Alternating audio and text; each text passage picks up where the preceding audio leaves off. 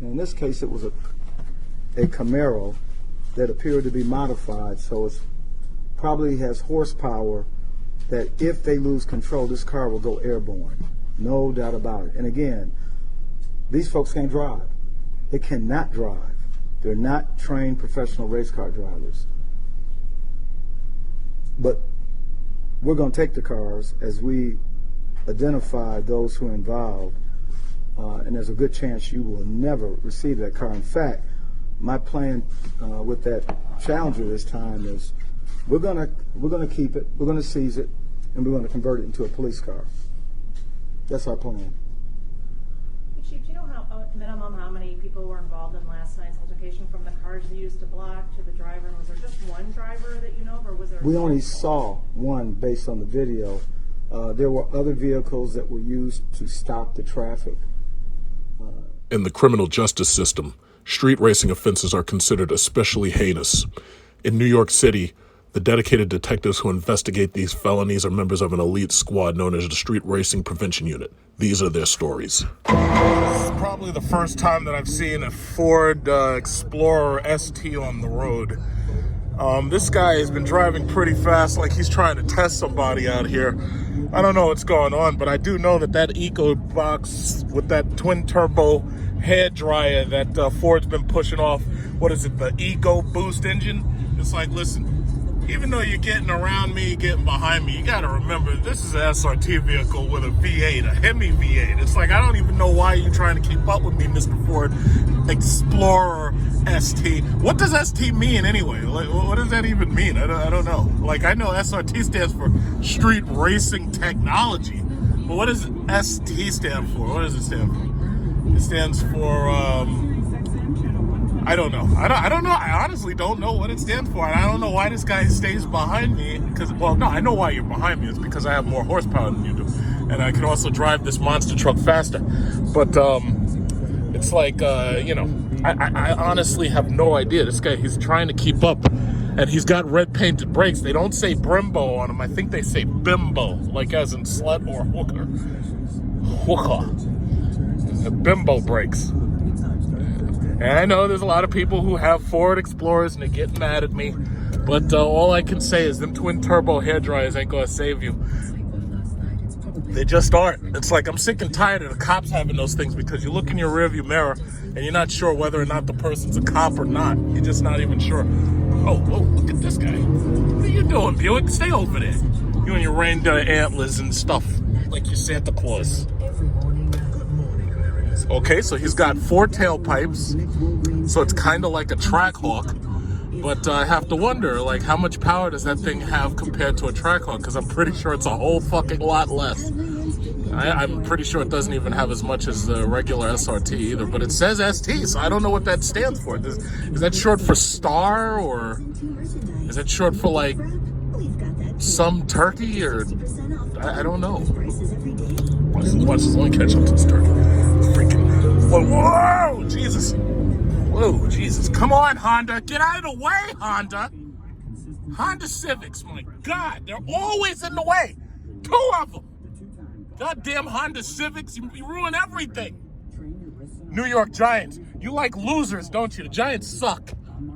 Giants suck. And the Jets suck.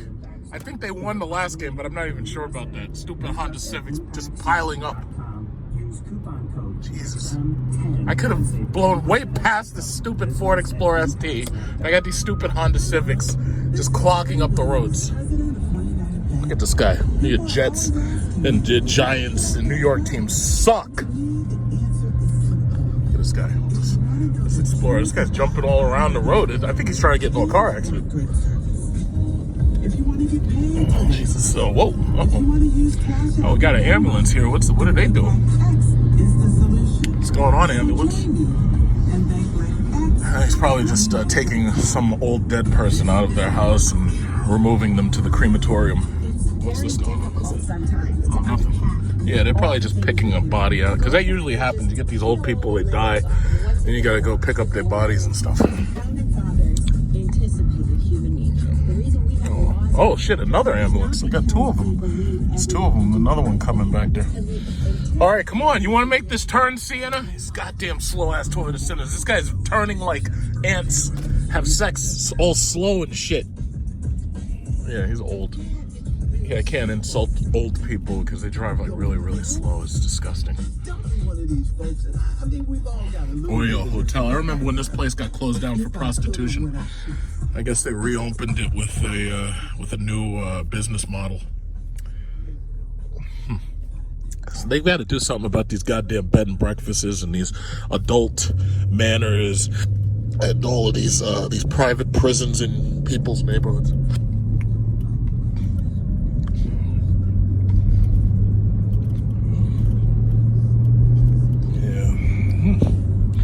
Welcome to Rockaway, Queens. This is the Samsung store. So just take a good look at what you see. It's, what is this? It's about 11:15. This is the Samsung store. I just want everybody to see this. You see this? This is the Samsung store. And this is a huge posh mall, but this is the Samsung store right here. That's the Samsung store. Take a good look. 16. It took me a minute to get down here. This is the Apple store. Notice how this place is jumping and the Samsung store is not. Just notice that. I rest my case. Explorer ST. Took me a few seconds just to remember what the hell this thing was. You know, these came out a while ago, and I could have actually done a review on them a long time ago.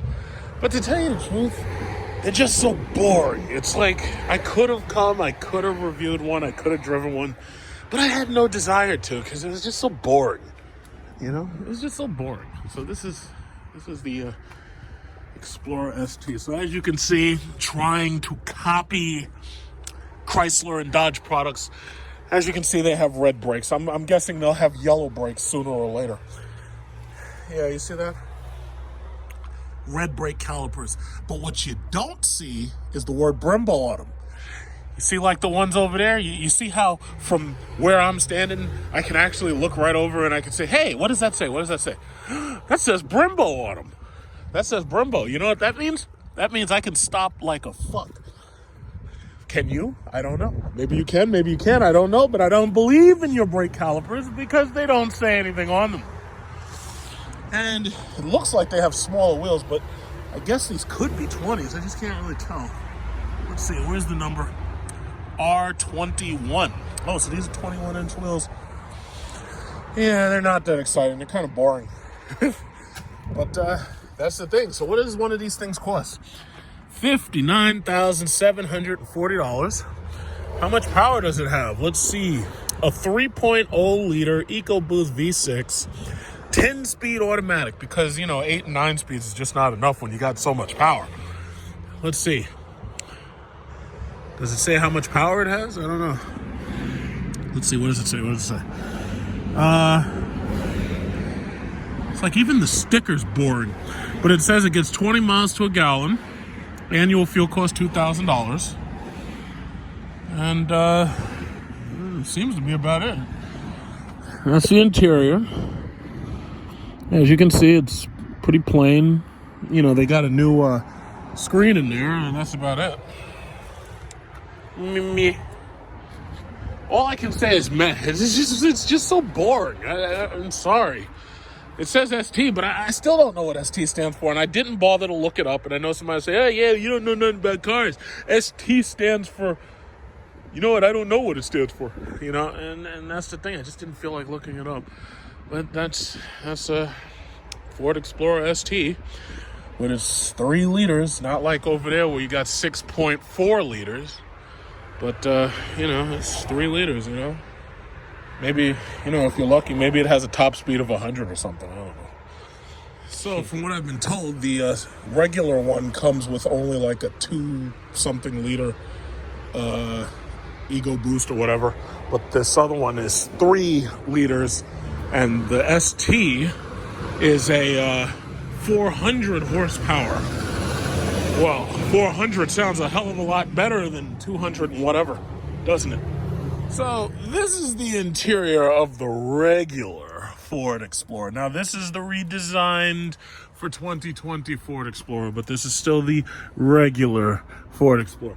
And basically, you know, they took the same old interior, but they tried to update it just a little bit so that you get a, slightly nicer touchscreen. But I have to say, the one thing I do like about the Explorer is they have such a high roof line. You can get 3 rows in here worth of people. So it's like these things are pretty big, but they're big because they're tall. They're not so much big because they're long. So the thing about it is, as far as leg space goes, even with this chair as far back as possible, I'm still right up on the dashboard, which is something that Dodge understands. Dodge understands, you know what? Not only do we got to make these fucking things big, but we also have to put the chair far enough back so that these huge American obese tall we have to make it so they can all fit inside. Now, yeah, it's great that I have so much height, but here's the thing. What if I'm like damn near 7 feet tall? It's like, more space, please, for my legs. You see my legs? Look where my legs are. Now, you can't feel what I'm feeling, but ultimately, I just feel like I'm sitting too close to the dashboard. This may work out for those short cops, but the Explorer is definitely, it's because of that, the seating position, I just don't like it. And then another thing I will say, a lot of these SUVs, what they have to do is they put the seat as far forward as possible for these little women who are driving these big SUVs, so that this way their seating position is so that they can actually see right over the hood. And yeah, that's great for them and everything. Thing about it is I want to back away from the freaking wheel as much as possible. That's another reason why when y'all do get into a car accident, this fucking airbag explodes in your face. This shit breaks your chin, your jaw, and some of your ribs because you're sitting right up on the damn thing. I don't want to sit right up on it. Unlike the Ford Explorer ST, these obviously are cheaper, and there's a lot of things that they don't come with. Like, for instance, you only get heated seats, but you don't get the cooled seats right there. You do get your heated steering wheel, and I have to say the new layout of Ford's equipment is actually a bit nicer this time around, and it's actually very simple to understand. It's like you cooling, heating, all that stuff. Temperature goes up, temperature goes down, dual zone, quad zone, whatever you got. My only thing is, it's like the seating position I'm not a fan of. I actually really prefer the Jeep Grand Cherokee. And I also have to say, if I needed a 3-row, I'm more likely going to go for a Durango because it's just more comfortable. Now, I understand that they have more technology now. Ford's got sync and they got auto parking and they got all that jazz. My only thing about it is it's not just about the technology. It's about the overall fit, finish, and feel and everything. And, these cars are, they're nice. They're really nice. It's like if you got a family and you got kids who could possibly throw up on your interior, oh yeah, this is fine. I'd rather have this than a goddamn Toyota, for sure. I'd never buy one of those. And, they got the graphics and everything. Nice little graphics. Look at that. Got the graphics of the mountains, some mountain range. I don't know where this is. Maybe it's the Himalayas. Yeah, that's cool and everything. So basically, the guy that we saw on the road driving so fast and trying to keep up with me, that guy knew he couldn't keep up. He knew all I had to do was put my foot down, and he knew there was nothing he could do. So I humored him. I let him drive a little bit faster, him and his 400 horsepower. Well, I got 475, and if you buy an SRT right now, they come with 485. And if you buy a Trackhawk, that's 707. So, I'm going to let you drive a little bit faster. Why not? Because I'm just trying to get a good look at the ST. As I tell you, honestly, I am so bored right now. It's like I have to wait for Dodge to get some wide bodies in because I am so bored. These new products are just so boring. Everything is a goddamn SUV or a crossover, and they're so boring. Everything's so boring. Or a fucking econo van. Who the fuck wants that? Now, this is a silver ST right here. So basically, this is what they would consider the equivalent of my Jeep SRT in silver. This is the equivalent right there. So they come with, Scorpion 0 tires. How about that? So 400 horsepower and Scorpion 0 tires. But they're just so boring. In fact, I don't even like the front engine. I don't like the design of the front. Look at this design. It's obvious that they tried to copy the Jeep SRT. That's why they got these lines right there. It's so obvious. But, the Ford Explorer is going to obviously outsell Jeep. I understand that, so I don't really care about sales figures. When you want 20 miles to a gallon and you don't mind being slower than other people who've got those things right there and look at that thing. Look at that thing. Red brakes and them shit say Brembo on it. You ain't fucking with that. You ain't fucking with that ST. You can just forget it. So, anyway, I understand there's people who can't afford $10, they're getting very low gas mileage and they got to pay $10 a day. I totally understand that. But I'm just saying, it's like life is too short to drive boring cars.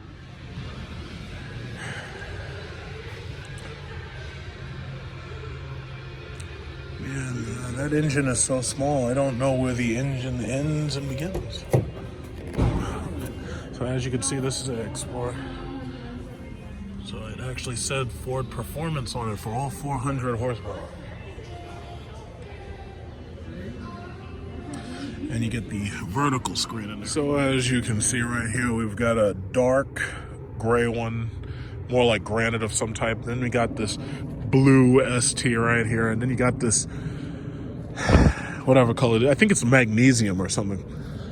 Yeah, that's basically what we're looking at right there. And this one has the small screen. This one doesn't even have the big screen. See, honestly, hopefully these car manufacturers figure this out quick. Vertical screens are really a stupid idea.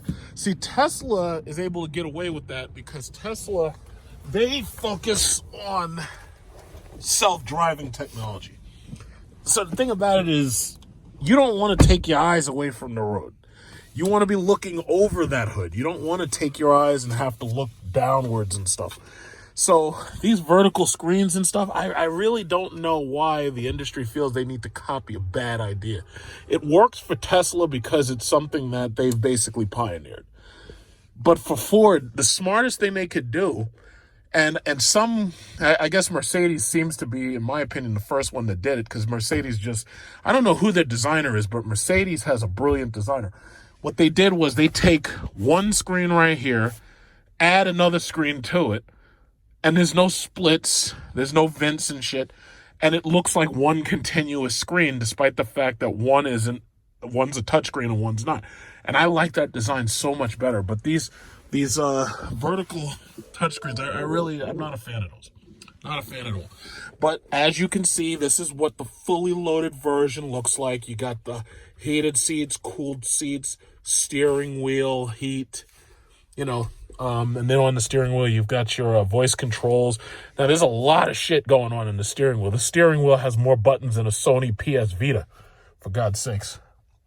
There's a lot of shit going on here. So this is the sound, like you got a mute button, you got a sound up, sound down. So they want all of that stuff to be accessible with the left hand.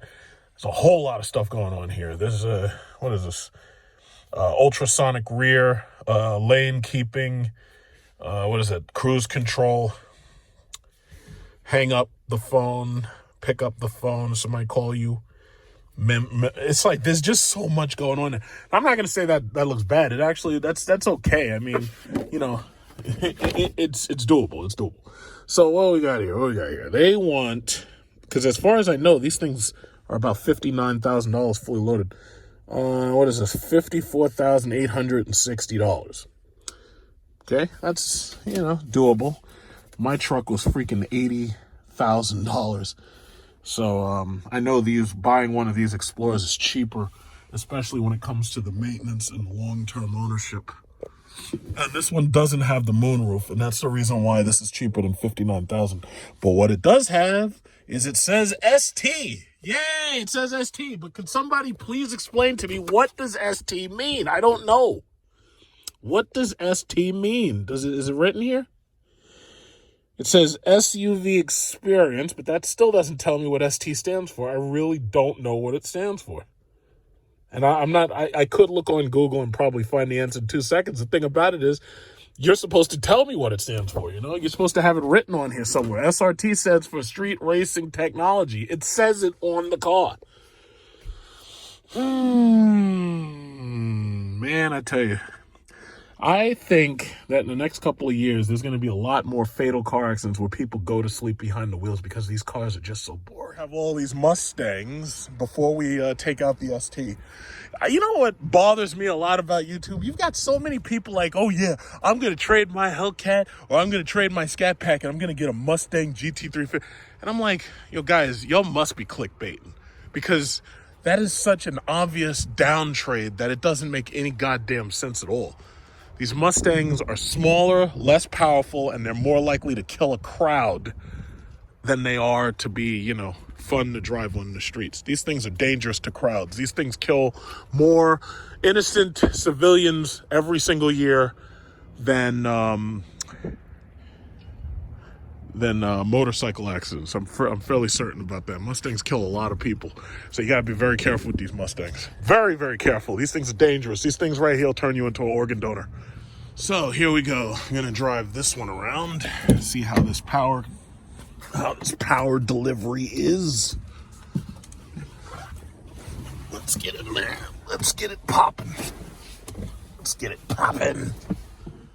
So the question I ask is this Ford Explorer ST a reasonable competitor to the Jeep Grand Cherokee SRT? Period. The answer is no. It's not. It may be considered definitely a competitor with a Jeep Grand Cherokee that has a 5.7 liter V8, and it's definitely a competitor to the Jeep Grand Cherokee that has a V6 that's only close to 300 horsepower with the Pentastar V6 engine. But the bottom line is, depending upon what you like as far as style goes, I feel that the interior of this Explorer is way too plasticky, despite the fact it has plenty of technology and it's got lots and lots of features for the money. My thing is, you compare this to a $60,000 Jeep or an equivalent price, and the Jeep comes out better. This does 24 on the highway, 18 in the city. All right, good. It's got some pull to it. Oh, this thing moves. I have this version and the Edge. And the Edge, too. But the Edge doesn't have as much power as this one. Well, no, but the Edge is smaller, has 335 horsepower, 400 pounds of torque. This is nice. I mean, I move with my Edge. You know. Plus, You have an Edge ST. yeah. Oh, wow. Okay. Matter of fact, the same color. What color is this? Magnetic metallic. Like one race car. Oh. Yeah, see, it's got a lot of pickup in that low end. That's pretty good. Yeah, it's pretty good.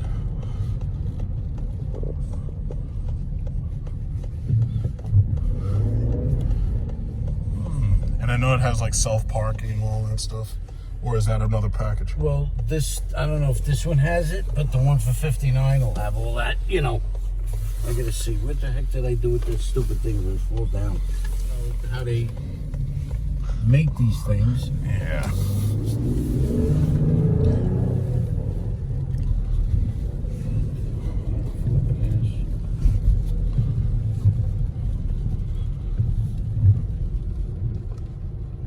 Yeah, this has the active park assist. Active park, okay. And then, of course, the one, the top, you know, like the one that costs more money, for lack of a better term. Yeah, but that it's one gonna have comes with I mean, it's gonna have all this plus. Gotcha. You know, the roof, the screen.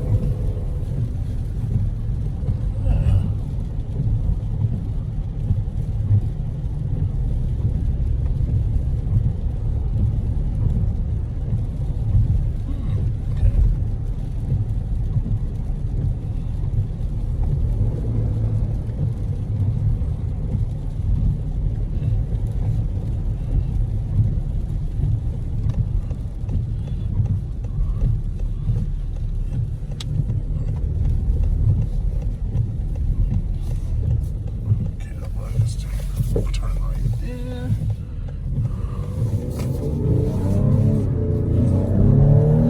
Yeah, it's not bad. It's pretty good. And this gets 20 miles a gallon. 24 highway, 18 city, average 20. Okay. All right. Yeah, that's good. And I guess it has beeping for the front and the back, right? Yeah, oh yeah.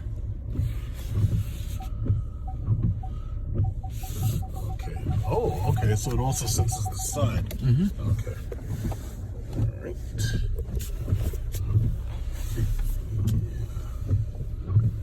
Okay. Does it have front sensing? It'll have front sensing. Oh yeah, it does. It does. Yeah. See, mine has that. I love that because this way you don't hit anybody's bumper. You have enough space on this side? You know what? Do you want to get out right there? Because you see it's really, really close. All right. Let me put that back there.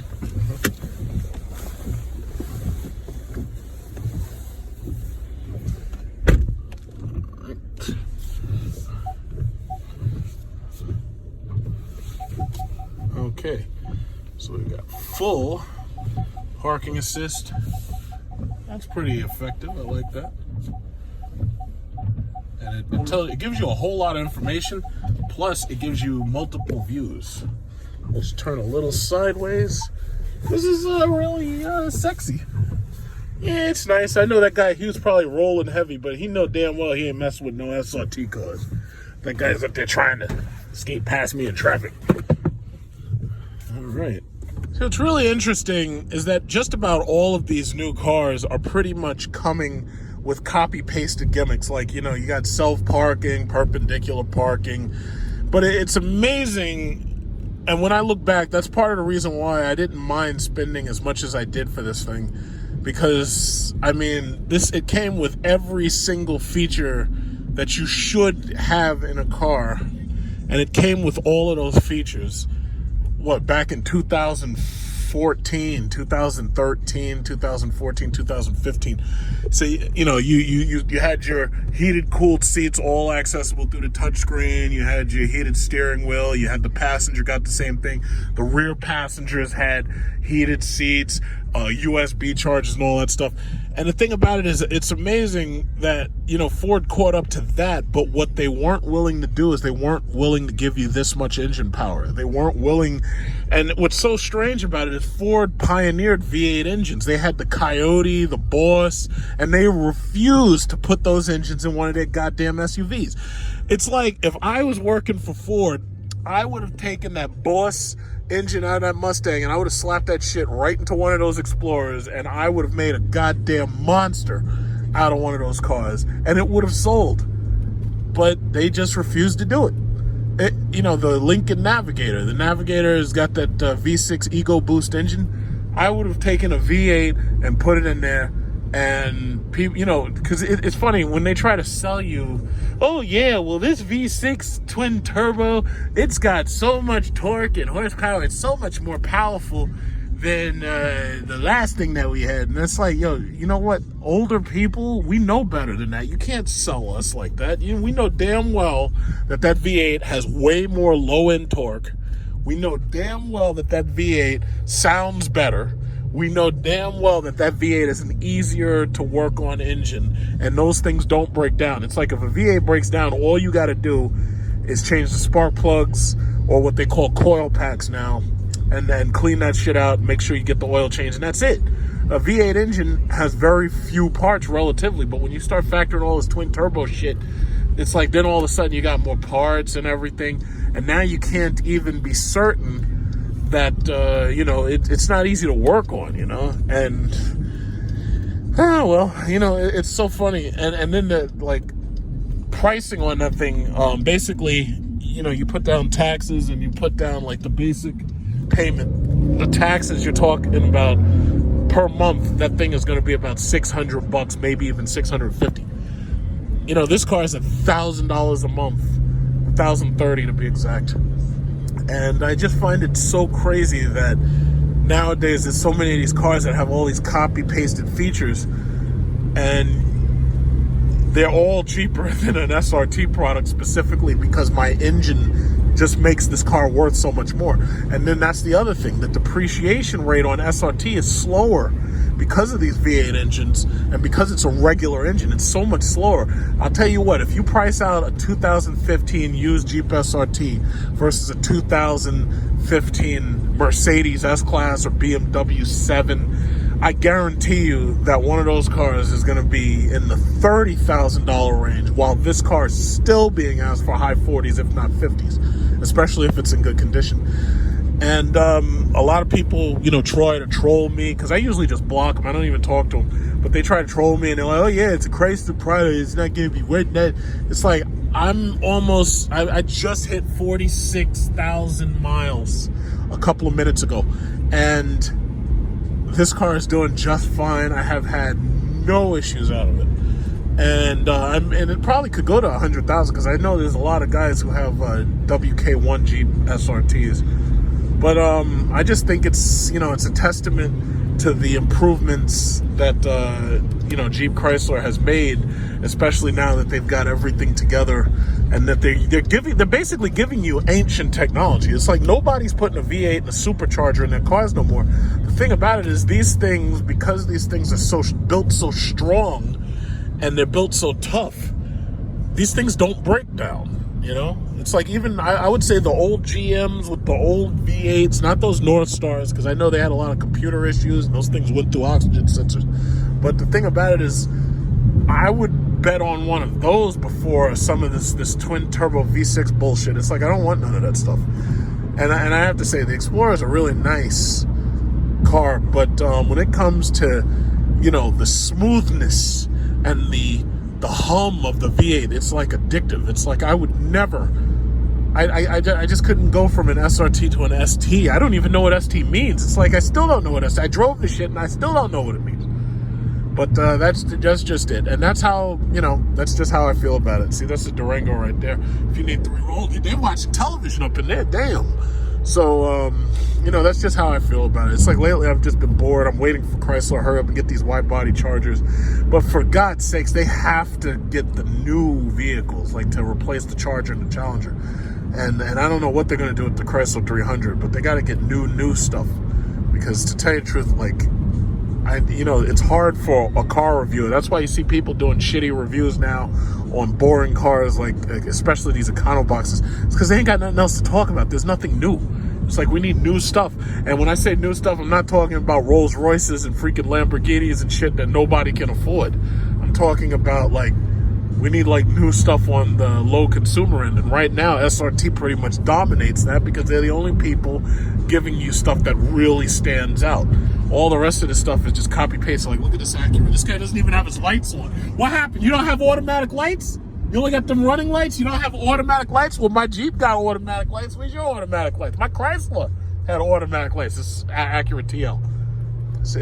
They can't hang with us. They just can't hang with us. That's just how it is. That's how the cookie crumbles.